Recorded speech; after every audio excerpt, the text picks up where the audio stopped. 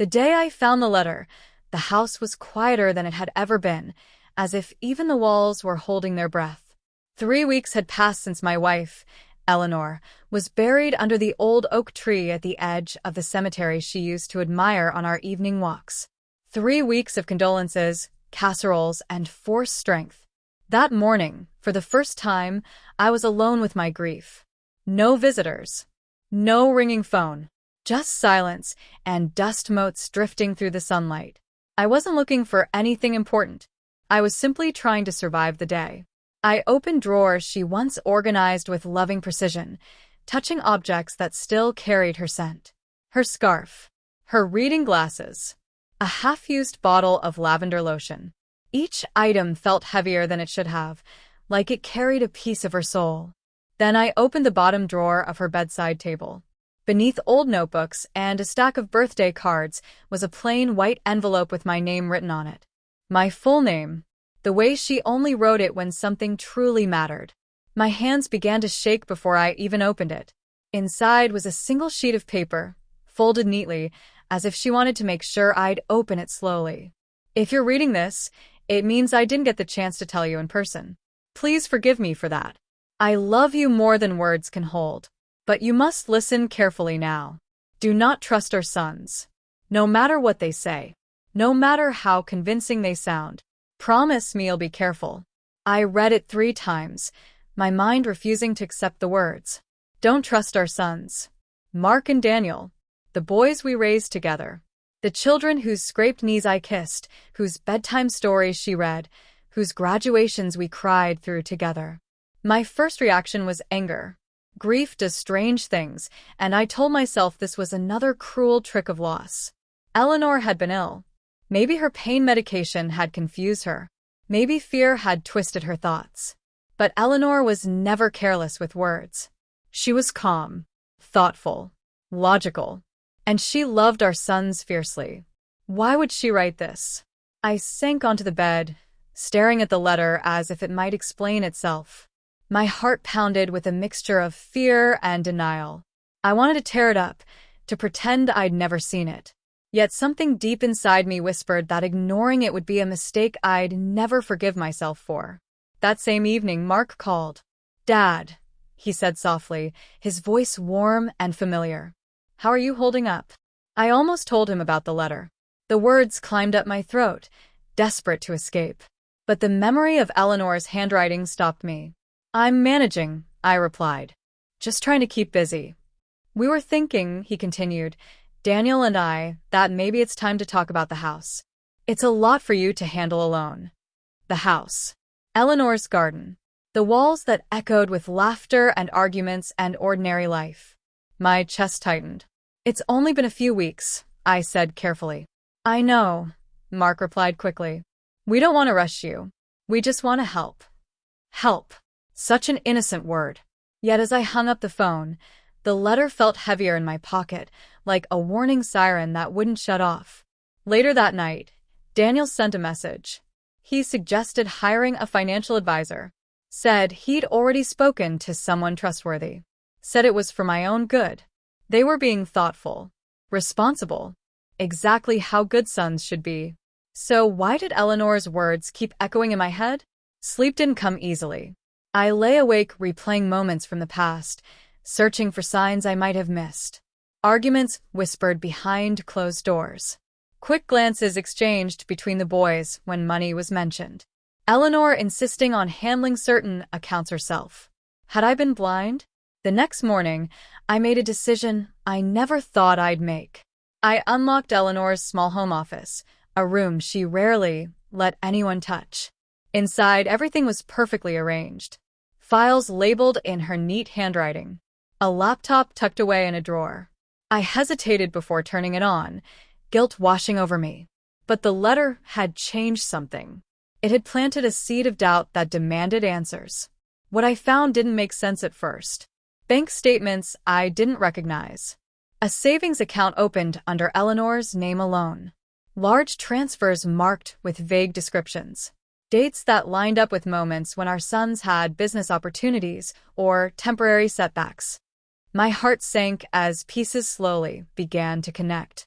This wasn't proof. Not yet. But it was enough to make my hands tremble. As if summoned by my thoughts, the doorbell rang. Mark stood outside, smiling, holding a bag of groceries. "Thought I'd surprise you," he said. "You shouldn't be alone today." For a brief moment, I wanted to hug him and let everything go, to choose comfort over truth. But as he stepped inside, his eyes flicked toward the hallway that led to Eleanor's office. Just for a second.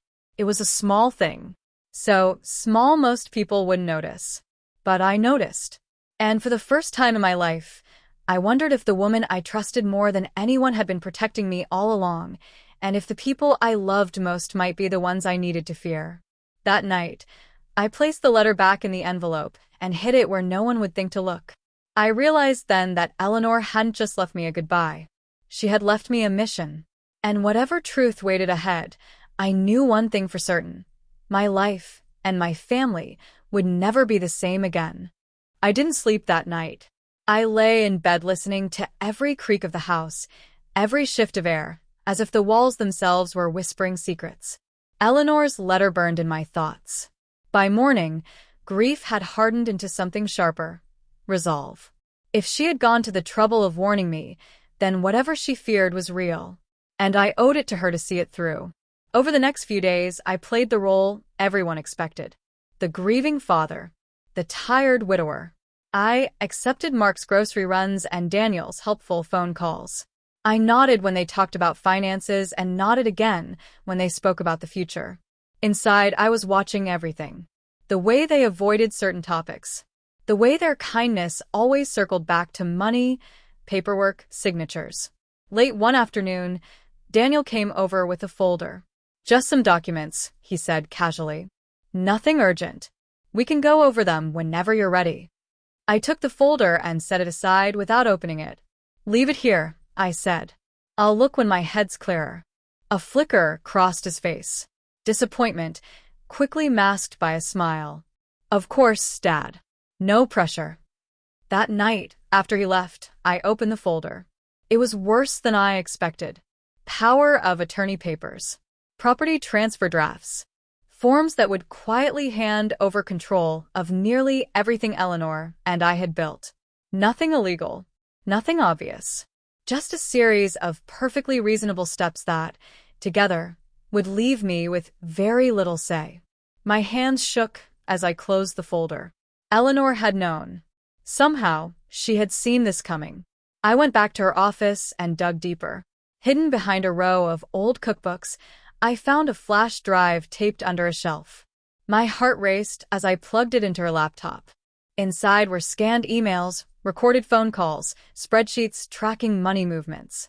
She had been documenting everything. The truth unfolded slowly, painfully. Mark and Daniel had debts.